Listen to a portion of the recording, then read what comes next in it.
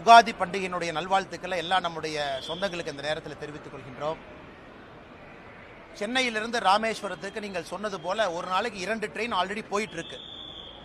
இந்த 3வது ட்ரெயின் என்ன பண்ணுதுங்கன்னா போகாத இடத்த கனெக்ட் பண்ணுது. திருவாரூர், திருத்துறைப்பூண்டி, பட்டுக்கோட்டை அதெல்லாமே ரொம்ப அன்சர்வ்டு ஏரியா. இந்தியன் ரயில்வேவை பொறுத்த வரைக்கும் அந்த பகுதி மக்களுக்கு ட்ரெயின் கனெக்ஷன் இல்லை. அந்த 3வது ட்ரெயின் பார்த்தீங்கன்னா திருவாரூர், திருத்துறைப்பூண்டி, பட்டுக்கோட்டை இது 3வது வழி. 3 ட்ரெயினுமே 3 வழி.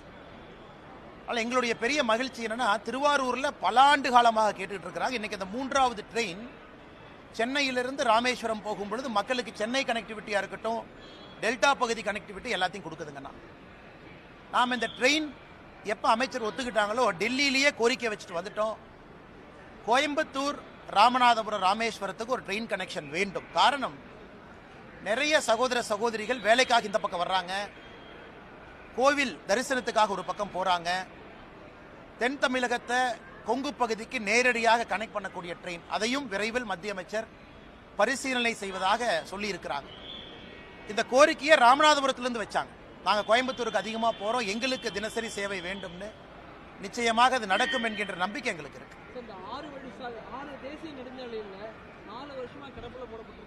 நீங்க சொல்ற என்ன சொல்றீங்க? கரூர்ல இருந்து 99 கிலோமீட்டர் ரோடானே?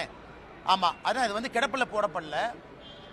இந்த ப்ரப்போசல் வந்து லேண்ட் அக்விசிஷன் கமிட்டி, நிறைய பேர் இதை எதிர்பார்க்கிற road. So national highway authority of India NHAI அவங்க கிட்ட ஒரு லேண்ட் அக்விசிஷன் ரிவ்யூ கமிட்டின்னு ஒரு கமிட்டி இருக்கு. அந்த கமிட்டிக்கு ப்ரப்போசல் இங்க இருக்கக்கூடிய அதிகாரிகள் அனுப்பி இருக்கிறாங்க. அந்த ரோடு வந்து கரூர்ல இருந்து வரக்கூடிய அந்த வெஸ்டர்ன் பைபாஸ் அது 99 கிலோமீட்டர் வருதுங்கன்னா, ஒரு இடத்துல ரோடு 2ஆ ஸ்பிளிட் ஆகுது. ஒன்று வந்து பெரியநாயக்கம்பாளையம் இந்த பகுதிக்குள்ளே வந்துடுது, இன்னொன்று வெளியே போகுது, கோவைக்கு வெளியே. இப்போ அந்த கமிட்டியினுடைய ஸ்க்ரூட்னியில் இது இருப்பதாக நான் அறிகின்றேன். அதனால் அந்த கமிட்டி அப்ரூவல் கொடுத்த பிறகு ஃபண்ட் அலோகேட் பண்ணுவாங்க. அப்புறம் மாநில அரசு லேண்ட் அக்விசிஷன் ஆஃபீஸர் அப்பாயிண்ட் பண்ணணும். அதன் பிறகு லேண்டை எடுக்கணும். இது ஒரு ப்ராசஸ்ங்கன்னா இன்னைக்கு ப்ராசஸில் தான் இருக்குது. இது கிடப்பில் இல்லை, இது மத்திய அரசு நிராகரிக்கல. ஏன்னா இந்த பகுதியினுடைய தொழில்துறை நிறைய பேர்த்தினுடைய கோரிக்கை. அதனால் நிச்சயமாக வருகின்ற காலத்தில் வரும். ஆனால் இது ஒரு காஸ்ட்லியான ப்ராஜெக்ட். நிறைய நிதி ஒதுக்கி இங்கே இருக்கக்கூடிய டிராஃபிக் கன்ஜெஷன் நிறைய, இப்போ இருக்கக்கூடிய கரண்ட் ரோடு பார்த்தீங்கன்னா ஏகப்பட்ட ஆக்சிடென்ட் ஆகுது. தமிழகத்தில் அதிகமாக ஆக்சிடென்ட் ஆகக்கூடிய ரோடு இன்னைக்கு கோயம்புத்தூர், கரூர் கடையில் இருக்கக்கூடிய நேஷனல் ஹைவே. அதனால் இதை எல்லாத்தையும் கவனிச்சுக்கிட்டு இருக்கிறாங்க, நாங்களும் ஃபாலோ அப் பண்ணிக்கிட்டு இருக்கோம். விரைவில் இதற்கு ஒரு நல்ல செய்தி வரும் என்கின்ற நம்பிக்கை எங்களுக்கு இருக்கு.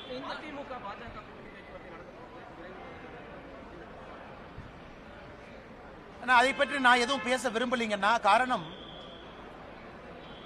எங்களுடைய தலைவர்கள், தேசிய தலைவர் நட்டா அவர்களாக இருக்கட்டும், உள்துறை அமைச்சர் அமித்ஷா அவர்களாக இருக்கட்டும், நம்முடைய அமைப்பு பொதுச் செயலர் சந்தோஷ்ஜி அவர்களாக இருக்கட்டும், பாரதிய ஜனதா கட்சி தமிழ்நாடு தொண்டர்களுடைய கருத்தை ஒரு தலைவராக நான் பிரதிபலிச்சிருக்கிறேன். இன்னைக்கு தமிழ்நாடு அரசியல் களம் எப்படி இருக்கு, அரசியல் களம் எப்படி மாறி இருக்கு. ஒரு இந்தியா டுடே அப்ரூவல் ரேட்டிங், அந்த சி ஓட்டர் சர்வே நேற்று ஒன்று போட்டாங்க. அந்த சி ஓட்டர்ல ஒரு மாநிலத்தினுடைய முதலமைச்சருடைய அப்ரூவல் ரேட்டிங் வெறும் 27% இருக்கு. வெறும் 27%. இந்தியாவில் ஒரு மாநிலத்தினுடைய எவ்வளவு மோசமான முதலமைச்சராக இருந்தாலும் ஒரு 40-43% இருப்பாங்க. நல்ல முதலமைச்சராக இருந்தால் 65% போவாங்க. ஒரு மாநிலத்தினுடைய முதலமைச்சருடைய அப்ரூவல் ரேட்டிங் 27%. அதாவது 4ல் ஒருத்தர், 4ல் 3 பேர் வேண்டாங்கிறாங்க, 4ல் ஒருத்தர் தான் வேணுங்கிறாங்க. அது எங்களுடைய கள ஆய்வும் கூட அதே தான் சொல்லுது.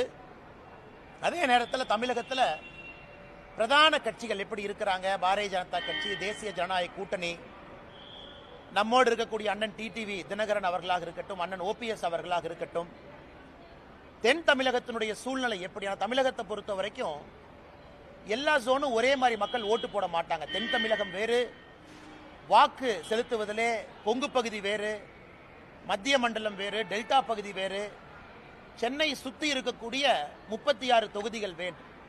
ஏன்னா நீங்கள் தென் தமிழகம் எடுத்தீங்கன்னா மதுரை கீழே 60 தொகுதிங்கன்னா 60 தொகுதியினுடைய பெர்ஃபார்மன்ஸ் வேற மாதிரி இருக்கும். கொங்கு பகுதி 54 தொகுதி. நீங்கள் தருமபுரி, கிருஷ்ணகிரி இணைச்சிக்கிட்டீங்கன்னா 54 தொகுதி. 60-54 பார்த்தீங்கன்னா 114. சென்னையினுடைய 36 அதையும் சேர்த்துனீங்கன்னா 150. இந்த மூன்றினுடைய தன்மை என்ன? மிச்சம் இருக்கக்கூடிய 84 தொகுதிகள் வட தமிழகமாக இருக்கட்டும், மத்திய மண்டலமாக இருக்கட்டும். அதனால் இது எல்லாத்தையும் யோசிக்கணுங்கண்ணா. ஒரு கட்சி தமிழ்நாட்டில் ஜெயிக்கணும்னா 5 மண்டலத்துல 3 மண்டலத்தை அந்த கட்சி ஜெயிக்கணும். ஒரு கூட்டணியோ கட்சியோ தமிழகத்துல ஆட்சி களத்துக்கு வர்றாங்கன்னா இந்த 5 மண்டலத்துல 3 மண்டலத்தை ஜெயிக்காம யாரும் ஆட்சிக்கு வரவே முடியாது. தென் தமிழகத்தையும் ஜெயிச்சு, கொங்கையும் ஜெயிச்சு, சென்னை உட்பட வேற எல்லா பகுதியிலையும் 3 குறைந்தபட்சம் ஜெயிக்கணும். ஸ்வீப் வரணும். 180 190 சீட் நீங்க அடிக்கணும். 234க்குன்னா 4 ஜெயிக்கணும். எனக்கு தமிழகத்தில் பத்திரிகை நண்பர்கள் நீங்களா இருக்கிறீங்க. அந்த சூழ்நிலை எப்படி இருக்குன்னு உங்களுக்கும் தெரியும், எனக்கும் தெரியும். அதனால என்னுடைய வேலை இந்த கட்சியினுடைய தலைவனாக, தொண்டனாக, இது எல்லாத்தையும் மைக்ரோ லெவல் அனாலிசிஸ். நான் எப்பவுமே மேம்போக்கா பேச முடியாது. நான் பத்திரிகையில பேசுறது வேணுங்கண்ணா. எங்களுடைய தலைவர்களுக்கு நான் ஒரு பிரீஃபிங் கொடுக்குறேன் அப்படின்னா மைக்ரோவா போகும். 234 தொகுதி தன்மை எப்படி, ஜாதிகளுடைய திங்கிங் எப்படி இருக்காங்க, ஜாதிகள் வேண்டாம் என்று நினைக்கின்றோம். ஆனால் ஓட்டிங் பேட்டர்ல இன்னைக்கு ஜாதிகள் ஒரு முக்கிய பங்கு வகிக்கிறாங்க. அவங்க எப்படி யோசிக்கிறாங்க, தலைவர்கள் எப்படி பார்க்கறாங்க, தமிழ்நாட்டினுடைய பொருளாதார சூழ்நிலை மக்கள் ஓட்டு செலுத்துவதில் மாற்றத்தை ஏற்படுத்துதா? குறிப்பா தென் தமிழகத்தை எடுத்துங்க. தண்ணி இல்ல, பெரிய பிரச்சனை. விவசாயம் நலிவடைந்திருக்கு. தொழில்துறை வளர்ச்சி இல்லை. அவங்க எப்படி பார்க்கறாங்க? அதனால நான் என்ன பேசினேன் அப்படிங்கறத நான் பத்திரிகை நண்பர்கள்ட்ட சொன்னா தவறா போயிருங்கன்னா, ரொம்ப டீடைல்டாக, ஆழமாக, ஆதாரத்தின் அடிப்படையில் எப்படி தமிழ்நாடு இருக்கின்றது, எப்படி செல்ல வேண்டும், மக்களுடைய நலன் எப்படி இருக்கணுங்கிறத நாங்கள் பேசியிருக்கோம். அதனால் கூட்டணியை பற்றி எந்த வார்த்தையும் நான் பேச விரும்பல. அது நம்முடைய உள்துறை அமைச்சர் அமித்ஷா அவர்கள் நேற்று முன்தினம் டைம்ஸ் நவ் சம்மிட் டெல்லியில் பேசியிருந்தாங்க. நீங்கள் அதை பார்த்தீங்க. அதனால் அவருடைய கருத்தை, இந்த விஷயத்தை பொறுத்தவரை இறுதி கருத்தாக நீங்கள் எடுத்துக்கங்க. என்னை பொறுத்தவரை தமிழகம் நன்றாக இருக்கணும், மக்கள் நல்லா இருக்கணும். அதே நேரத்தில் பாரதிய ஜனதா கட்சியினுடைய வளர்ச்சி தங்குதடை என்று இருக்கணும் அப்படிங்கிறது நான் ரொம்ப தெள்ள தெளிவாக இருக்கேன். எனக்கு எந்த ஒரு தலைவரின் மீதோ எந்த ஒரு கட்சியின் மீதோ கோபம் கிடையாது, யாருக்கும் எதிரானவன் கிடையாது. பாரதிய ஜனதா கட்சியினுடைய வளர்ச்சி எனக்கு முதன்மை, தமிழகத்தினுடைய நலன் அதைவிட முதன்மை. அதனால பொறுத்திருந்து பாருங்க. நான் ஏற்கனவே என்னுடைய ஸ்டாண்டை பொறுத்த வரைக்கும் எப்பொழுதுமே நான் ஓப்பனாக தான் இருந்திருக்கேன். அதில் எந்த மாற்று கருத்தும் இல்லை. நான் டெல்லியில் பேசும்பொழுது தொண்டனாக பணியாற்றவும் தயார் என்கின்ற வார்த்தையும் பயன்படுத்தியிருக்கேன். அதனுடைய பொருளையும் நீங்கள் நல்லா உணர்ந்துக்குங்க. ஆனால் அண்ணாமலை அரசியலுக்கு வந்திருப்பது பவருக்காக கிடையாது. அண்ணாமலை அரசியலுக்கு வந்திருப்பது தமிழகத்திலே ஒரு மாற்றத்தை ஏற்படுத்த வேண்டும் என்பதற்காகத்தான். நான் ஆகஸ்ட் 25, 2020 பாரதிய ஜனதா கட்சி டெல்லியில் இணைஞ்சேன். அன்றிலிருந்து என்று வரை என்னுடைய எண்ணத்தில் ஒரு சிறு பிசிறு கூட கிடையாது. எதற்காக அரசியலுக்கு வந்தேன் என்பதை 5 ஆண்டு கழித்தும் கூட இன்னைக்கும் அதே உணர்வோடு உங்களோடு நின்று கொண்டிருக்கின்றேன். அதனால் கூட்டணி பற்றி விரைவில் நீங்க பார்ப்பீங்க. தமிழ்நாடு பாரதிய ஜனதா கட்சியினுடைய தலைவர் எப்படி இருக்கணும் அதையும் விரைவில் பார்ப்பீங்க. ஸோ என்னுடைய கடமை, ஒரு கட்சி முடிவெடுக்கும் பொழுது அக்யூரேட் ஃபீட்பேக், நடுநிலைமையாக, என்னை சார்ந்தோ இன்னொருவரை சார்ந்தோ இல்லாம பெர்ஃபெக்ட் அக்யூரேட் ஃபீட்பேக் கொடுத்தா கட்சியினுடைய தலைவர்கள் சரியான முடிவெடுப்பாங்க. அதான் என்னுடைய நோக்கம். அதை டெல்லியிலே நான் செய்துவிட்டு வந்திருப்பதாக நான் எனக்கு நானே சொல்லிக் கொள்கின்றேன். அதுக்கப்புறம் தலைவர்கள் எல்லா சூழ்நிலையும் பார்த்து முடிவெடுப்பாங்க.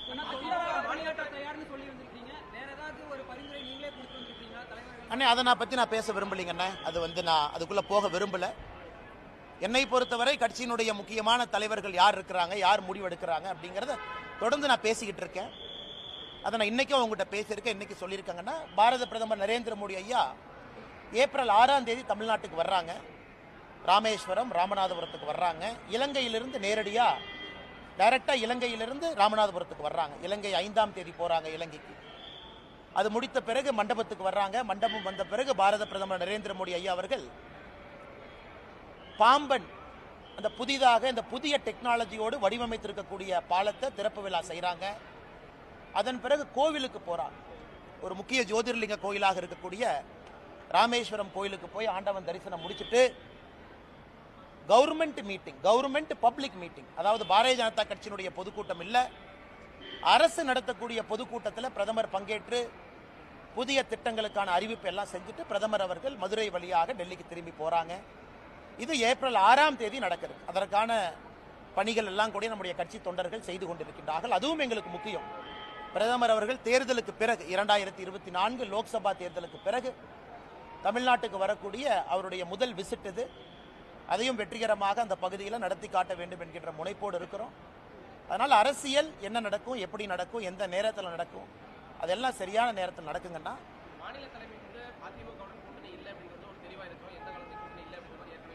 அண்ணா ஒரு நிமிஷங்கண்ணா, அண்ணா ஒரு நிமிஷம். நீங்க என்னைய பார்ப்பீங்கண்ணா, வருங்காலத்தில் என்னை பார்ப்பீங்க. எதையும் மாற்றி பேசுவோன்னு அந்த அண்ணாமலை அல்ல, நீங்க பார்ப்பீங்க. அண்ணாமலையை பொறுத்தவரை ஆகஸ்ட் 25, 2020 எதற்காக அரசியலுக்கு வந்தனோ அந்த வெறியும் அந்த பசியும் அந்த நெருப்பும் உள்ள எரிஞ்சுக்கிட்டு இருக்கு. அதே நேரத்தில் கட்சி முதன்மையானது. இந்த கட்சியில் நான் ஒரு தொண்டன். இந்த கட்சி முதன்மையானது. இந்தியாவுடைய அரசியல் சரித்திரத்தை பார்க்கும் பொழுது பாரதிய ஜனதா கட்சியை பொறுத்தவரை நிறைய இடத்துல நாம் முடிவுகள் எடுத்திருக்கின்றோம். எல்லா முடிவுகளும் ஒரு தொலைநோக்கு பார்வையோட தான் நம்ம முடிவு எடுத்திருக்கோம். அதனால் என்னை பொறுத்தவரை நான் தெளிவாக இருக்கின்றேன். நான் ஏற்கனவே உங்களுக்கு நிறைய பேசிட்டேன் டெல்லியில். என்னால் யாருக்கும் பிரச்சனை வராது. அதே நேரத்தில் மாற்றி மாற்றி பேசுகிறவன் அண்ணாமலை கிடையாது. அண்ணா போன வருஷம் அப்படி சொன்னீங்க, இந்த வருஷம் இப்படி சொன்னீங்க, 2025 ஜூனில் அப்படி சொல்லுவீங்களா? என்னுடைய ஸ்டாண்ட் எப்பவுமே ஒன்று தாங்கண்ணா. தமிழ்நாடு முதன்மையாக இருக்கணும், பாரதிய ஜனதா கட்சியினுடைய வளர்ச்சி இருக்கணும். அதில் என்னுடைய தனிப்பட்ட வளர்ச்சியோ இன்னொருடைய வளர்ச்சி முக்கியம் கிடையாது. அதனால வருகின்ற காலத்தில் நீங்க பாப்பீங்க என்னுடைய ஸ்டாண்ட் எப்பவுமே கன்சிஸ்டன்ட் தான். அதிமுக தலைவருக்கு எதிராக நீங்க கடுமையா விமர்சிச்சிருக்கீங்க, எடப்பாடி பழனிசாமி அவர்களையும் விமர்சிச்சிருக்கீங்க. அந்த ஸ்டாண்ட் உறுதியா இருக்கீங்களா? அண்ணா ஒரு நிமிஷம். அதாவது யாரை பற்றியும் நான் கடுமையாக விமர்சிக்கல, கருத்துக்களை கருத்துக்களாக வைத்திருக்கின்றேன். அது சகோதரர் விஜய் அவர்களாக இருக்கட்டும், நம்முடைய மாண்புமிகு முதலமைச்சர் ஐயா ஸ்டாலின் அவர்களாக இருக்கட்டும். நான் இந்தியா ஃபுல்லா பிரச்சாரத்துக்கு போறேன். நவீன் பட்நாயக் அவர்கள் ஒரிசாலிருந்து, கர்நாடகாவிலிருந்து, ஆந்திராவிலிருந்து, டெல்லி அரவிந்த் கெஜ்ரிவால் அவர்களிருந்து எல்லா மாநிலத்திற்கும் கிட்டத்தட்ட 13 மாநிலத்தில் இந்த 3 ஆண்டுகள் நான் பிரச்சாரம் பண்ணியிருக்கேன். 13 மாநிலத்தில் எல்லா இடத்திலும் கூட எனக்கு என்ன தனிப்பட்ட விருப்பு வெறுப்பா? எனக்கும் அரவிந்த் கெஜ்ரிவால் அவர்களுக்கும் பங்காளி சண்டையா? கருத்துக்களை கருத்துக்களாக எதிர்கொண்டிருக்கின்றேன். கருத்துக்களை கதிர்க்களாக எதிர்கொள்ளணும். ஏன்னா ஐடியாலஜிக்கலி நம்ம ஸ்டாண்டு வேற வேற ஸ்டாண்டா இருக்கு. அது மாற்று வேறு மாநில அரசியலாக இருக்கட்டும், தமிழகத்தினுடைய அரசியலாக இருக்கட்டும், எங்களுடைய கருத்துக்களை சில இடத்துல வலிமையாக சொல்ல வேண்டி இருக்கு. அதுதான் பண்ணியிருக்கேன். அதனால கடுமையாக விமர்சிச்சாங்க அப்படிங்கிற வார்த்தையை வழங்கன்னா கருத்துக்களை கருத்துக்களாக எதிர்கொண்டிருக்கின்றேன். வருகின்ற காலத்தில் நீங்க பாப்பீங்க என்னுடைய ஸ்டாண்டில் எந்த மாற்றமும் இல்லைங்க. அண்ணா நான் யாருடைய தனிப்பட்ட இதை பத்தி நான் கருத்து சொல்ல விரும்பலீங்கன்னா, அந்தந்த தலைவர்களை எப்படி பார்க்குறாங்க அப்படிங்கிறத அவங்க பிரதிபலிக்கிறாங்க. நான் ஏற்கனவே சொல்லியிருந்தேன், ஒரு மாநிலத்தினுடைய எதிர்க்கட்சி தலைவர் ஒரு நாட்டினுடைய உள்துறை அமைச்சரை சந்திப்பது எந்த விதத்திலும் தவறு இல்லை என்று சொன்னவன் நான். இன்னைக்கு தமிழ்நாட்டிலிருந்து ஃப்ளைட்டில் யார் ஏறினாலும் டெல்லிக்கு தான் வர்றாங்க, பாரதிய ஜனதா கட்சி தலைவர்களை தான் பார்க்குறாங்க அப்படின்னு மீடியாவில் நிறைய யூகம் எழுதுறீங்க. அண்ணன் செங்கோட்டையன் அவர்கள், மதிப்புக்குரிய அண்ணன் செங்கோட்டையன் அவர்களுடைய பயணம், அதில் யூகத்தை எழுதுறீங்க. பாரதிய ஜனதா கட்சியை பொறுத்தவரை திரைமறைவில் யாரையும் சந்தித்து பேச வேண்டிய அவசியம் பாரதிய ஜனதா கட்சிக்கு இல்லை. நாங்கள் எப்பொழுதுமே வெளிப்படையாத்தான் இருக்கிறோம். காங்கிரஸ் போல டெல்லியில் அமர்ந்து தமிழ்நாட்டினுடைய அரசியலை பாரதிய ஜனதா கட்சி எப்பொழுதும் கட்டுப்படுத்தாது. அது பாரதிய ஜனதா கட்சியினுடைய சரித்திரமே சாட்சி. அதனால மீடியாவில் வரக்கூடிய யூகங்களுக்கு நான் பதில் சொன்னா அது தவறா போயிருங்கண்ணா.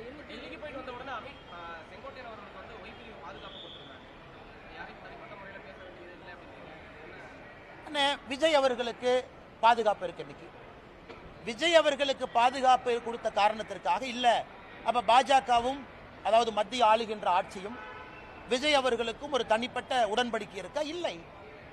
அவர் பாரதிய ஜனதா கட்சியின் மீது ஆக்ரோஷமான கருத்துக்களை வைக்கிறாரு, பதிலுக்கு நாங்க வைக்கிறோம். அதனால இந்த செக்யூரிட்டிக்குள்ள நான் போக விரும்பலைங்க. நான் எல்லாருக்குமே தமிழ்நாட்டினுடைய சரித்திரத்தை பாருங்க, நமக்கு நேர் எதிர்கட்சிகளாக இருந்தவங்களுக்கு முதல்ல NSGL இருந்துச்சு, நேஷனல் செக்யூரிட்டி கார்டு. இப்போ அது CRPF மாறிடுச்சுங்கண்ணா. நம்மை பொறுத்தவரை மாநில அரசு ஒருத்தருக்கு செக்யூரிட்டி கொடுக்க தவறும் பொழுது மத்திய அரசு ஸ்டெப் இன் பண்றாங்க. அப்படித்தான் நான் பாக்குறேங்கண்ணா. மாநில அரசினுடைய ஸ்டேட் செக்யூரிட்டி கேட்டகரைசேஷன் கமிட்டின்னு ஒன்று இருக்கு, ADG இன்ட் லா அண்ட் ஆர்டர்லாம் அதில் இருக்காங்க. அவர்கள் முறையாக கொடுக்கும் பொழுது அதில் எங்கேயுமே விருப்பு வெறுப்பு இருக்கக்கூடாதுன்னு நினைக்கிறோம். அதனால மத்திய அரசு யாராச்சும் ஒருத்தர் கொடுக்குறாங்க, அதில் ஒரு அரசியல் காரணம் அப்படின்னு யாராச்சும் கற்பிக்க நினைத்தால் அதை நான் இந்த நேரத்தில் மறுக்கிறேன்.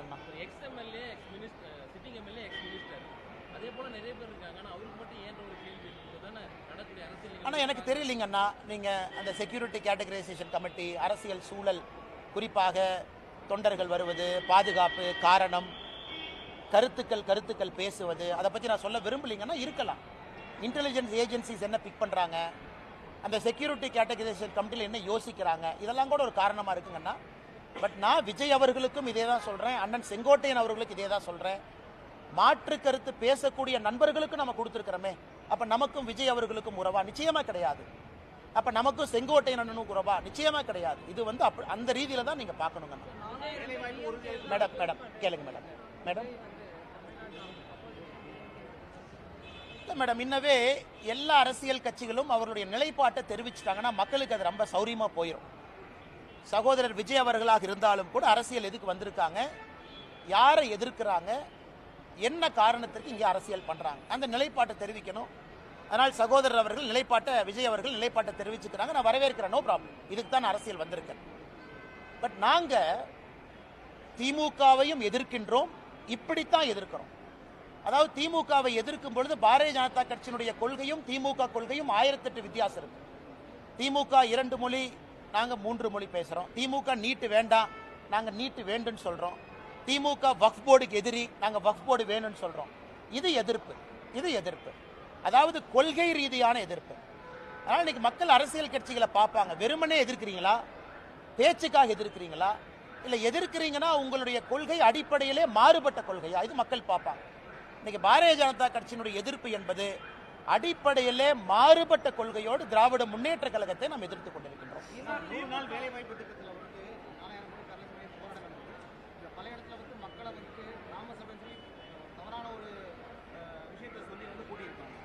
அண்ணா 100 நாள் வேலைவாய்ப்பு திட்டத்தை பத்தி நல்ல ஒரு கேள்வி கேட்டீங்கண்ணா, நான் பதில் சொல்றேங்கண்ணா.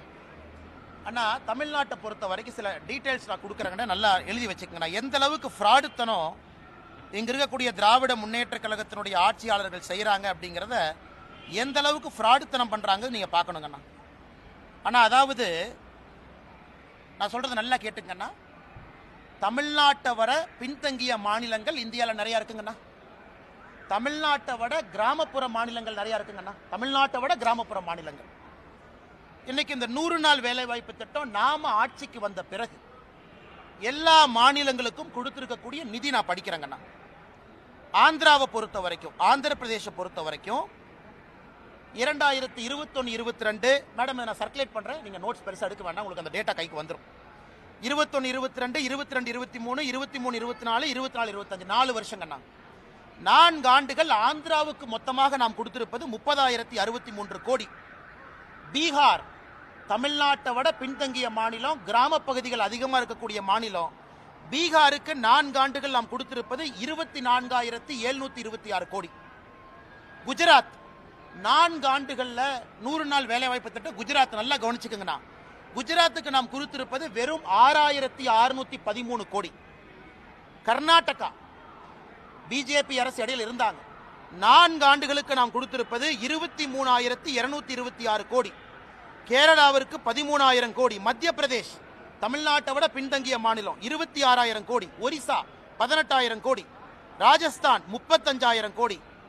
தமிழ்நாட்டை விட 4 மடங்கு மக்கள் தொகை, தமிழ்நாட்டை விட அதிகமான கிராமங்கள் இருக்கக்கூடிய உத்தரப்பிரதேஷ்க்கு நம்ம 4 ஆண்டுகளில் கொடுத்தது 38,000 கோடி. இந்தியாவில் அதிகமாக 100 நாள் வேலை வாய்ப்பு திட்டம் நாம் கொடுத்த நிதி இந்திய அரசியல் சரித்திரத்தில் தமிழ்நாடு.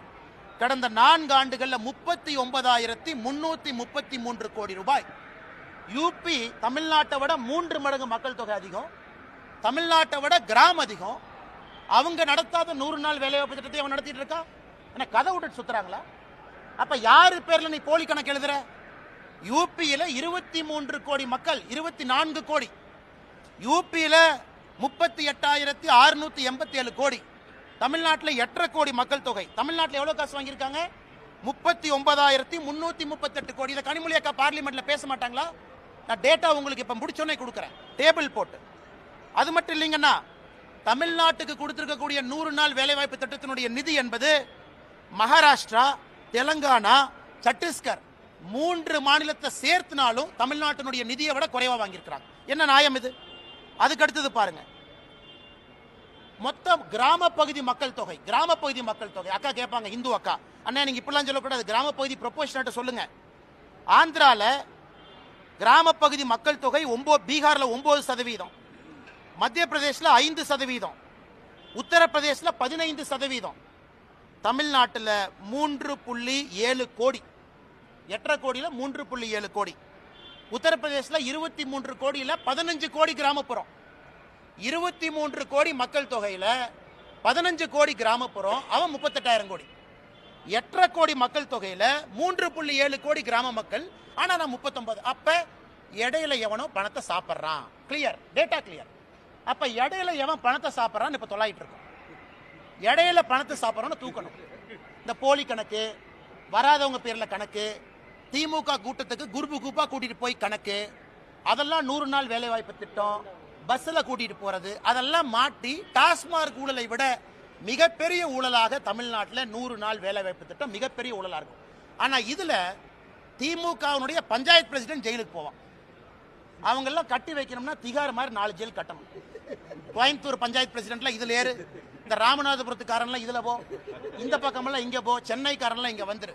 திமுகவுடைய பஞ்சாயத்து பிரசிடென்ட் எழுதின போலி கணக்கு டாஸ்மார்க் ஊழலை விட பல மடங்கு இந்த கணக்கு இருக்கும். இந்த டேட்டாவை உங்களுக்கு நான் சமர்ப்பிக்கிறேன், பத்திரிகை நண்பர் பாருங்க. அடுத்தது மேடம் நீங்க சொல்லுங்க, இன்னைக்கு 100 நாள் வேலை வாய்ப்பு திட்டத்தில் நம்ம எல்லாருக்குமே புரிதல் இருக்கு. சம்பளம் ஒரு பர்சன்டேஜ், சம்பளம் 1% வேலைக்கான மெட்டீரியல், இது ரெண்டுமே மத்திய அரசு கொடுக்குறாங்க. உதாரணத்துக்கு நான் ஒரு டேங்க் கட்டுறேன் அல்லது ஒரு குலை வெட்டுறேன், 100 ரூபாய் செலவுனா இன்னைக்கு 60-40 இருக்கும். அந்த டேங்க் வெட்டும் பொழுது சம்பளம் எவ்வளவு சதவீதம் கொடுக்கிறோம், டேங்க் வெட்டுறதுக்கான உபகரணங்கள். தமிழ்நாட்டில் இன்னைக்கு நிலுவையில் இருக்கக்கூடிய சம்பளம் 87%. மொத்த காஸ்ட்ல 87% சம்பளம் பாக்கினா அது 60-40 தான் இருக்கணும். அப்ப 87% சம்பளம் பாக்கினா நீ போலி கணக்கு எழுதுற. நீ போலி கணக்கு எழுதுறதுனால வேஜ் பில் அதிகமாகுது, மெட்டீரியல் பில் அதிகமாகல. இதையெல்லாம் நான் மத்திய அரசுக்கு கடிதமாக ஆதாரபூர்வமாக ஈரோட்டில் ஒரு பஞ்சாயத்து எடுத்து, ஒரு பஞ்சாயத்தில் மட்டுமே நடக்கக்கூடிய தவறுகளை நான் கடிதம் எழுதிட்டேன். இந்த கேள்வி நீங்க கேட்ட பிறகு ரிலீஸ் பண்ணுங்கிறதுக்காக வெயிட் பண்ணோம். இப்போ என் ட்விட்டர் பக்கத்தில் 1 மணி நேரத்தில் இந்த டேட்டாவை போட்டுறோம்.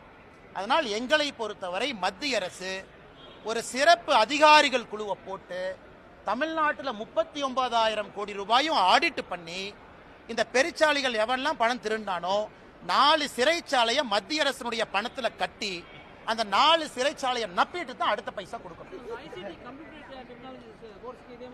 நான் சொல்றது கரெக்ட் தானே? இந்த டேட்டாவை பார்த்துட்டு மேடம் என்கிட்ட, அண்ணா நீங்க கொடுத்த டேட்டா தப்பு, 15 கோடி கிராம மக்கள் தொகை, 23 கோடி யூபி, அவன் 38,000 கோடி, 8.5 கோடி மக்கள் தொகையில 3.5 கோடி கிராமப்புறம், நாம 39,000 கோடி. இந்த மாதிரி அல்வாவை எங்கேயாச்சும் இந்தியாவில் பார்த்துருக்கீங்களான்னா இதை நாங்க பேசக்கூடாதாமா. இதுல அடுத்த கட்ட அல்வா பாருங்க. இதுல கிராம சபையை கூட்டுறாங்க, எல்லாம் கிராம சபைக்கு ஒடியாங்க. சரி, மக்கள் ஏதாவது ஸ்கீம் அனௌன்ஸ் பண்ணுவாங்கன்னு போனா மோடிக்கு எதிராக கொடி பிடிங்கிறான். அதுலதான் கிராம சபையில மக்கள் கொந்தளிச்சு எழுந்து, ஏயா 39,000 கோடி அந்த மனுஷன் பணம் கொடுத்துருக்கான், நீ பொய் கணக்கு எழுதி அந்த மனுஷன் தெரிஞ்சும் பணம் கொடுத்துருக்கான் மக்களுக்கு போட்டுன்னு, அந்த மனுஷனுக்கு எதிராக நீ கொடி பிடிக்க வைக்கிறேன்னு கிராம சபை கூட்டத்தில் திட்டினதுக்கு அப்புறம் துண்டகணம் துடிக்கணும் அமைச்சர் எல்லாம் ஓடி இருக்கிறாங்க. அண்ணன் KKSSR ராமச்சந்திரனை பார்த்தேன். அதனால் பத்திரிகை நண்பர்கள்ட்ட அன்பான வேண்டுகோள், இந்த 100 நாள் வேலைவாய்ப்பு திட்டத்தினுடைய ஊழலை பெரிய அளவில் நீங்கள் எடுத்து பேச வேண்டும் என்று தாழ்மையோடு நான் கேட்டுக்கிறேன். ஏன்னா இது ஏழை மக்களுக்கு போற காசு. இதை ஏன் சீரியஸா நான் பேசுறேன், நான் அரசியல் பேசினா கூட இது ஏழை மக்களுக்கு போற காசு. இதை எவனா இடையில பொய் கணக்கு எழுதி திருடுறான், அதை விடக்கூடாது. என் ட்விட்டர் பக்கத்துல 1 மணி நேரத்தில் அந்த கணக்கை நான் போடுறேன், நீங்க பார்த்துட்டு அதன் பிறகு நீங்க சமாதானமாகி டிவியில் நீங்க பேசுங்க. தலைவா, ஆமா ICT அது வர்றங்கண்ணே. அதில் கொஞ்சம் அன்பில் மகேஷனுடைய ஒரு பினாமி கம்பெனி அதில் இருக்குங்கண்ணே, ஒரு அண்ணா நகர் கம்பெனி ஒன்று, அதையும் நான் எடுத்திருக்கேங்கண்ணே. இவங்க தான் இந்த CBI ப்ராசிக்யூஷன் சாங்ஷன்லாம் பிடுங்கி வச்சிருக்காங்க. உதாரணத்துக்கு சவுக் சங்கர் மேட்டர், அதெல்லாம் கனெக்டட் தான். சவுக் சங்கர் மேட்டர்ல மத்திய அரசனுடைய பணம், நமஸ்தே அப்படிங்கிற ஒரு திட்டம் நம்மளுக்கு, நமஸ்தே திட்டம். யாரெல்லாம் பணியாளர்கள் இருக்கிறாங்க, தூய்மை பணியாளர், அவங்கள ஓனர் ஆக்கக்கூடிய திட்டம். நல்லா புரிஞ்சுக்கணும், தூய்மை பணியாளர்களை ஓனர். ஐயா நீங்க எதுக்கு வேலை பார்க்குறீங்க, நான் உங்களுக்கு லோன் கொடுக்குறேன், நீங்க வண்டி வாங்குங்க. நீங்க செப்டிக் டேங்க் கிளீன் பண்ணுமா, மிஷின் வாங்குங்க, நீங்க அதை கிளீன் பண்ணுங்க அப்படிங்கிறத நமஸ்தே திட்டம். தமிழ்நாட்டில் அம்பேத்கர் ஐயா பேர்ல அந்த திட்டத்தை பேரை மாற்றி மத்திய அரசுடைய பணம் வருது. 2 cooperative bank, Kanchipuram, Chennai central cooperative bank, 2 பேங்க்ல எப்படி போலித்தனமாக அக்கவுண்ட் ஆரம்பிச்சு எப்படி போலித்தனமா அந்த பணத்தை ஸ்விண்டில் பண்ணிருக்கான்னு காட்டுறேன். ஆனா இதுக்கும் என்னால CBI போக முடியலையே. மத்திய அரசு பணமா இருந்தாலும் காங்கிரசினுடைய தலைவர் செல்வ பெருந்தகை ஊழல் பண்ற ஆதாரம் கையில் அப்படியே இருக்கு, லட்டு மாதிரி இருக்கு. ஆனாலும் CBI உள்ள வர முடியல. காரணம், ப்ராசிக்யூஷன் சாங்ஷன் வித்ட்ரா பண்ணியிருக்கிறாங்க. அதனால் போராட்ட போகிறோம், எடுக்க போகிறோம், எத்தனை நாள் தப்பிச்சு போயிடுவாங்க பார்க்கலாம். இவ்வளவு ஊழல்கள் நடக்குது. அதனால தான் முதலமைச்சருக்கு 27% அதிகம், 2.7 இருந்திருக்கணும். அது ஏதோ டாட் சென்டர்ல மிஸ் ஆகி அது 27 வந்துருச்சு. வேற நான் ஒரு சின்ன மனிதன், நாங்கெல்லாம் வளர்ந்து அண்ணே. நீங்க என்ன சொன்னீங்க அண்ணே? நீங்க ஒரு நிமிஷம் நல்லா கேட்டுங்க, நல்லா கேட்டுங்க. பாரதிய ஜனதா அண்ணா ஒரு நிமிஷம் அண்ணே, பாரதிய ஜனதா கட்சியில முதலமைச்சர் வேட்பாளர் நாங்க டிக்ளேர் பண்ணல. மற்ற கட்சியில சொல்லிட்டாங்களா? முதலமைச்சர் வேட்பாளர் திமுக யாரு? மு.க. ஸ்டாலின் ஐயா. முதலமைச்சர் வேட்பாளர் அனைத்து இந்திய அண்ணா திராவிட முன்னேற்ற கழகம் யாரு? ஐயா எடப்பாடி பழனிசாமி. அவங்க நேச்சுரலி ஆனா ஐயா முதலமைச்சர் இருந்திருக்கிறாங்க. விஜய் அவங்க கட்சியில முதலமைச்சர் வேட்பாளர் யாரு? அண்ணா விஜய் சொல்லிட்டாங்க. பட் எங்க கட்சியில முதலமைச்சர் வேட்பாளர் சொன்னமா? அப்படி இருந்தும் பாரதிய ஜனதா கட்சி 4வது இடத்துல வந்திருக்குன்னா அதை சரித்திரமாக பார்க்கிறேன். தமிழ்நாட்டில் பாரதிய ஜனதா கட்சியினுடைய தலைவர்கள் கிட்டத்தட்ட 10% அவங்க வர்றாங்க, எதுவுமே சொல்லாமைனா பாரதிய ஜனதா கட்சி எந்த அளவுக்கு கட்சியினுடைய வளர்ச்சி இருக்குன்னு பாருங்க. மேடைக்கு யாராச்சும் மைக் எடுத்து எங்க கட்சியில இவங்க தான் முதலமைச்சர் வேட்பாளர்னு பேரே சொல்லல. இது மக்கள் அவங்களா முடிவு பண்றாங்க. அதனால் பாரதிய ஜனதா கட்சியினுடைய வளர்ச்சி அபிரதமா இருக்குது என்பதை நாம் எல்லாருமே உணர்ந்து திமுகவுக்கு எதிரான நிலைப்பாட்டில் இருக்கிறோம். வக்ஃபோர்டு இருக்கட்டும், இருமொழி கொள்கை, அதிமுகவும் அதே போலதான் அந்த விஷயத்துல. அண்ணா எப்ப கூட்டணி அனௌன்ஸ் பண்றாங்களோ அன்னைக்கு அந்த கேள்வி எல்லாம் கேளுங்க தலைவா. நான் இன்னைக்கு ஊழலை பத்தி பேசிட்டேன், எங்க நிலைப்பாட்டை பத்தி பேசிட்டேன், தமிழ்நாட்டில் பாரதிய ஜனதா கட்சியினுடைய வளர்ச்சியை பத்தி பேசிட்டேன். என்னைக்கு அனௌன்ஸ்மெண்ட் நடக்கும் பொழுது தலைவர்கள்லாம் இருப்பாங்க, நீங்க கண்டிப்பா கேளுங்க தலைவா. நான் வேண்டாம், நான் சொல்றேன். அண்ணாமலையினுடைய ஸ்டாண்டு நான் பேசினது 3 வருஷமா. கேள்வி கேளுங்க, நான் பதில் சொல்றேன். நான் எப்போ கன்சிஸ்டன்டா இருந்திருக்கேன். நீங்க தான் கொஞ்ச நாளைக்கு முன்னாடி சொன்னீங்க அதிமுகவை பத்தி கடுமையா விமர்சனம் பண்ணீங்களே. கருத்துக்களால தொடர்ந்து பேசியிருக்கேன் தலைவா. நான் இன்னைக்கு தலைவரா உங்க முன்னாடி நின்று பேசிக்கிட்டு இருக்கேன். நான் பதில் சொல்றேன். ஃபியூச்சர்ல யார் இந்த மைக்கு முன்னாடி நின்னாலும் கேள்வி கேட்பது உங்கள் உரிமை, பதில் சொல்வது எங்கள் கடமை. நீங்க கண்டிப்பா கேட்கணும், பதில் சொல்லுவாங்க. வேறங்க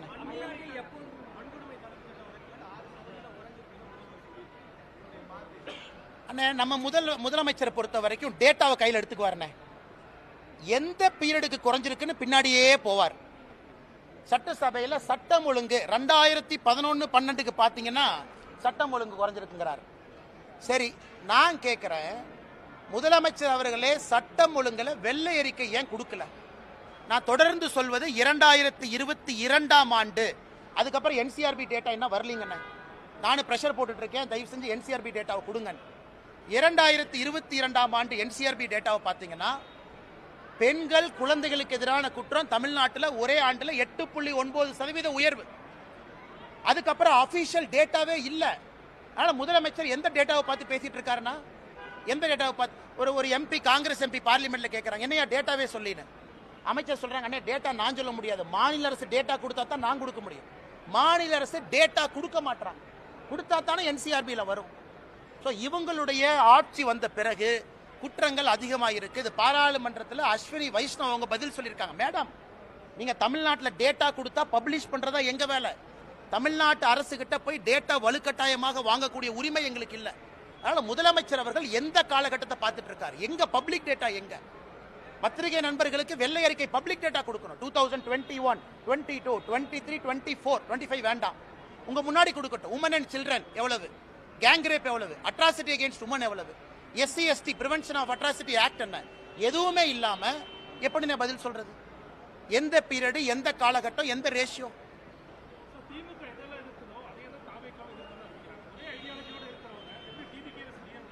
அதான் நான் உங்கள்கிட்ட கேள்வி கேட்டேன்.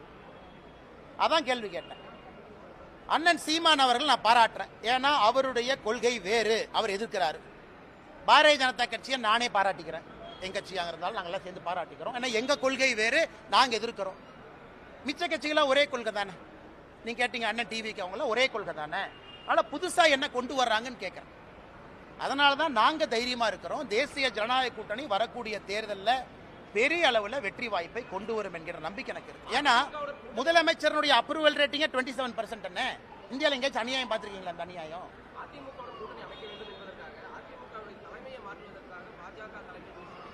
எங்களுக்கு என்ன தலைவா? எங்களுக்கு இந்தியாவில் 1008 வேலை இருக்கு, இதான் எங்க வேலையா? தமிழ்நாட்டில் 1008 வேலை இருக்கு, இதான் எங்க வேலையா? அதான் இங்க பாருங்க அண்ணன் இங்க பாருங்க, மரியாதைக்குரிய அண்ணன் எடப்பாடி பழனிசாமி அவர்கள் தமிழ்நாட்டினுடைய எதிர்க்கட்சி தலைவர். அவருடைய கட்சி தொண்டர்களால் அங்கீகரிக்கப்பட்ட ஒரு தலைவர். தெளிவா இப்ப உங்களுக்கு சொல்லிடுறேன். எதிர்க்கட்சி தலைவராக இருக்கிறாங்க, முன்னாள் முதலமைச்சராக இருந்திருக்கிறாங்க, அவர்களுடைய தொண்டர்களால் அங்கீகரிக்கப்பட்ட தலைவர். அந்த கட்சிக்குள்ள இருக்கக்கூடிய பிரச்சனைக்குள்ள நான் போலிங்க. தொண்டர்கள் வர்றாங்க, பொதுச் செயலராக ஏத்துக்கிட்டாங்க. பாரதிய ஜனதா கட்சி எதற்காக இன்னொரு கட்சியில் நாங்க தலையொண்ணுங்கன்னா அது எங்க வேலையே கிடையாது. எதுக்கு எங்க வேலை? மரியாதைக்குரிய அண்ணன் எடப்பாடி பழனிசாமி அவர்கள் எதிர்க்கட்சி தலைவராக உள்துறை அமைச்சர் ஐயாவை போய் பார்க்கறாங்க, பேசிட்டு வர்றாங்க. நாங்க எப்ப இன்னொரு கட்சிக்குள்ள நாங்க பூந்து அதே வேலை கிடையாது. அண்ணே 2021 இருந்து இந்த ஸ்டாண்டர்ட் நான் சொல்றேன், மேல இருந்து பாரதிய ஜனதா கட்சி இன்னொரு கட்சியை அழித்து வளரும் என்று நினைத்தால் பாரதிய ஜனதா கட்சியும் அழிந்து விடும் என்று தொடர்ந்து சொல்லியிருக்கேன். ஆர்கானிக் growth தான் பாலிடிக்ஸ்ல நிற்கும். பாரதிய ஜனதா கட்சி எந்த ஒரு கட்சியும் அழிச்சு வரமாட்டோம், எந்த ஒரு கட்சியும் மேனிபுலேட் பண்ணி வரமாட்டோம். ஜனநாயகம் என்பது 2000 வருஷமா இருந்துச்சு, இன்னும் 10,000 வருஷம் இருக்கும். அதனால் நாங்கள் எந்த கட்சி தலைமை கிட்ட எங்கேயும் போக மாட்டோம். யாரோ ஃபிளைட் ஏறி வர்றாங்க, யாரோ யாரையோ பார்க்குறாங்க. அதனால் உங்களுடைய முடிச்சுக்களுக்கு நான் எப்படி பதில் சொல்ல முடியுங்கன்னா, எடப்பாடி அண்ணனை பற்றி நான் சொல்லிட்டேனே, மரியாதைக்குரிய எதிர்க்கட்சி தலைவர், அந்த கட்சியினுடைய பொதுச் செயலாளர், அவங்க தொண்டர்களோட கட்சி நடத்துறாங்க. அவங்களுக்கு இருக்கக்கூடிய கோர்ட்டு கேஸ் அவங்க பிரச்சனை. இதுல எங்களுடைய பாத்திரம் எங்க வந்துச்சுங்கன்னா? கடைசி கேள்வி எடுத்துக்கலாமானே? அதுதான் பதில் சொல்லணும்னா, திராவிட முன்னேற்ற கழகத்துக்கு எதிராக தமிழகத்திலே அதிக போராட்டங்களை நடத்தியவங்க யாரு? பாரதிய ஜனதா கட்சி. திமுகவுக்கு எதிராக அதிக டிஃபமேஷன் கேஸ் 1440 கோடி ரூபாய் யார் மேல இருக்கு? என் மேல. கடந்த 4 ஆண்டுகள்ல தமிழகத்தில் ஒரு கட்சி தலைவரின் மீது அதிக எஃப்ஐஆர் போட்டிருக்காங்க. எனக்கு செகண்ட் காம்படிஷன் இல்லை, நான் தான் ஃபர்ஸ்ட். இந்த செகண்ட் ரேஸே இல்லை. எனக்கு போடப்பட்ட எஃப்ஐஆர்ல 10% கூட எனக்கு பின்னாடி இருக்கிற தலைவர் மேல போடல. வீட்டு கொடிக்கம்ப பிரச்சனை ஒன்னு அனலைஸ் பண்ணி பாரு. திராவிட முன்னேற்ற கழகத்தை தீர்க்கமாக எதிர்த்து தினமும் பேசுறது யார்? ஊழலை வெளியே கொண்டு வர்றது யார்? ஒரு ஊழலாக சுட்டி காட்டுவது யார்? இங்கிருந்து டெல்லிக்கும் அங்கிருந்து பிரச்சனையை தீர்ப்பது யார்? ஆனா என்ன போச்சுன்னா, வாய் வியாபாரிகளுக்கு என்னன்னா, மாமனார் பணம் இருக்கு, கொளுத்து போய் கிடக்குறாங்க. மைக் இருக்கு, மைக் ஓசியில வந்துருது, மாமனார் பணம் பின்னாடி இருக்கு, என்ன வேணாலும் பேசலாம். அது தமிழ்நாட்டு அரசியலுடைய சாபக்கேடு. அவங்க எங்க வேலை பார்த்தாங்க? சர்வீஸ் பண்ணாங்களா? 10 ஆண்டு காலம் மத்திய அரசுக்காக உயிரை துச்சமன மதிச்சு புல்லட்டை எதிர்த்து நின்னாங்களா? கிடையாது. சோசியல் சர்வீஸ்னா என்னன்னு மக்களுக்கு அடிப்படையில். என் காலேஜ் முடிச்சோடனே ஒரு பிரைவேட் கம்பெனிக்கு வேலைக்கு போனா இதுவரை தனியார் நிறுவனத்தில் 1 ரூபாய் நான் சம்பாதிச்சது கிடையாது. 1 ரூபாய். ஏன்? பிரைவேட் கன்சர்ன்ல எப்பவுமே போனதில்லை. டே 1ல இருந்து அரசு வேலையில் இருக்க. டே 1ல இருந்து எப்ப வந்து இங்க பிஎஃப்ஜில படிச்சுட்டு ஐஏஎம் லக்னோல முடிச்சனோ அப்பிருந்து என்னுடைய சம்பளம் என்பது மக்களுடைய வரிப்பணம் தான் என் சம்பளம் 10 ஆண்டு காலம். அதன் பிறகு விட்டுட்டு அரசியல். இதுவரை தனியார் நிறுவனத்திலிருந்து 1 ரூபாய் நான் சம்பளமா வேலை செஞ்சு வாங்கல. அப்ப யார் சர்வீஸ் பண்றாங்க? என்னுடைய சொந்த கம்பெனி நடத்துறேன், அந்த கம்பெனியுடைய சேலரி நான் வாங்குறது இல்லை. ஏன்? சேலரி வாங்கினா கான்ஃபிளிக்ட் ஆஃப் இன்ட்ரெஸ்ட் வரும். நான் இன்னைக்கு பஞ்சாயத்து தலைவர் கூட கிடையாது, இதெல்லாம் நான் பேச மாட்டேன். தனிப்பட்ட பிரச்சனையா இருந்தாலும் நீங்க கேட்கிற கேள்விக்காக நான் பேசுறேன். சொந்த நிறுவனம் என்னுடைய பேர்ல இருக்கு, 40% நான் ஷேர் ஹோல்டர். அந்த நிறுவனத்தினுடைய மாச சம்பளத்தை நான் வாங்குறது இல்லையே. அதை ஒரு 4 பேர் பேசுவான், இல்ல இந்த கம்பெனி போய் இங்க கான்ட்ராக்ட் போட்டாங்க, இந்த போட்டாங்க, அங்க போட்டாங்க. அதுவும் பண்றது இல்லையே. ஒரு நேர்மையாக ஒரு அரசியல்வாதியாக வாழ வேண்டும் என்று கொண்டிருக்கின்றேன். அப்புறம் எப்படி என்னை பத்தி அப்படி கருத்து சொல்லானே? அண்ணா நான் யார் பேரையும் சொல்ல. கருத்து எப்படி சொல்லுவீங்க? கருத்து எப்படி சொல்லுவீங்க? திமுக கான்ட்ராக்ட் எடுத்தனா, திமுக ஹைவேஸ் டிபார்ட்மெண்ட்ல என் கம்பெனி வந்து ரோடு போட்டிருக்காங்களா? என் சொந்தக்காரங்க யாராச்சும் இதுல இருக்காங்களா? என்னுடைய சொந்த நிறுவனத்தினுடைய சேலரி நான் எடுக்காம இருக்கு. இதுவரை ஒரு நாள் கூட பிரைவேட் கம்பெனில வேலை பார்க்கல. 10 ஆண்டு காலம் மக்கள் வரி பணத்தை சம்பளமா வாங்கியிருக்கேன். என்னுடைய ஹிஸ்டரி உங்க முன்னாடி நின்று இருக்கு. இன்னும் 2 வாரம் கழித்து நான் எங்க இருப்பேன், தனிநபராக என்ன செஞ்சுட்டு இருக்குங்கிறது முக்கியம் கிடையாது. இன்னைக்கு வரைக்கும் நான் வாழ்ந்த வாழ்க்கையை பாடமா உங்க முன்னாடி வைக்கிறேன். ஏன்? அரசியல் சுத்தம் செய்ய வேண்டும் என்பதற்காக ஒரு வேலையை விட்டுட்டு வந்திருக்கு. பேட்ச்ல என்னுடைய ரேங்கை பாருங்க. ஐபிஎஸ் பேட்ச்ல நான் கடைசியெல்லாம் வரல, என் ரேங்கை போய் பாருங்க. 2011 ஐபிஎஸ் பாஸ் அவுட்ல ரேங்க் என்ன? Rank number 2. அத்தனை பேருக்கு ரேங்க் நம்பர் 2ல நீங்க 150 பேர் இருக்கக்கூடிய ஐபிஎஸ் ஆஃபீஸர் இருந்தா இந்தியாவில் எங்க போவீங்க? அது உங்களுக்கு தெரியும். எதற்காக 9 வருஷத்துல வித்துட்டு வந்தேன் அது எனக்கு தெரியும்.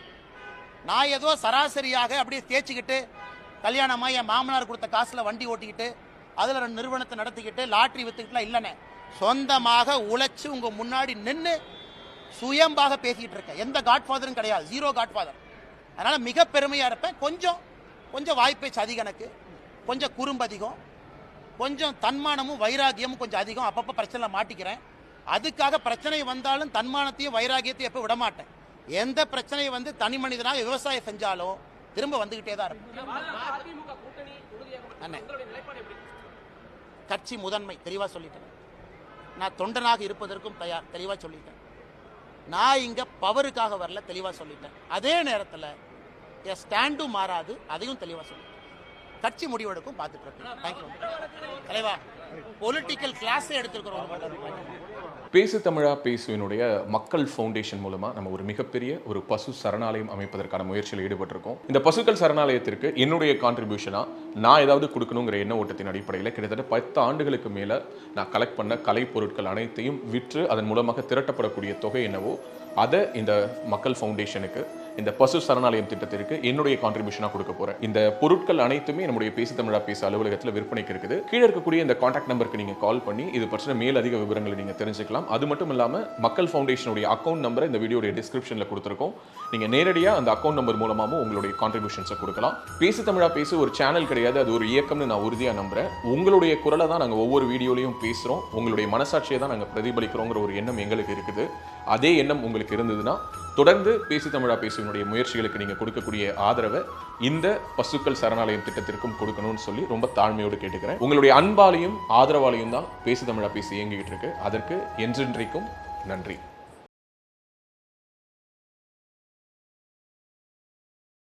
இப்போ உடல் ரீதியாக ஒரு பிரச்சனை வருது அப்படின்னா அந்த பிரச்சனைக்கு இந்த ஒரு வாஸ்து பாதிப்பு காரணமா இருக்கும் அப்படின்னு சொல்ல முடியுமா? உங்க வீட்டோட தென்கிழக்கு தெற்கு சார்ந்த 22 டிகிரில என்ன இருக்குங்கிறத நீங்க செக் பண்ணுங்க. நான் சொல்ற மாதிரி பாதிப்பு அந்த இடத்துல இருந்தது அப்படின்னா நிச்சயமா அந்த இடத்துல. இந்த மாதிரி ஆன்மீகம் மற்றும் ஜோதிடம் சார்ந்த இன்னும் பல வீடியோக்கள் பார்க்கணுமா? மறக்காம திருவருள் டிவிக்கு சப்ஸ்கிரைப் பண்ணுங்க. திருவருள் டிவியுடைய சேனல் லிங்க் இந்த வீடியோடைய டிஸ்கிரிப்ஷன்ல இருக்கு.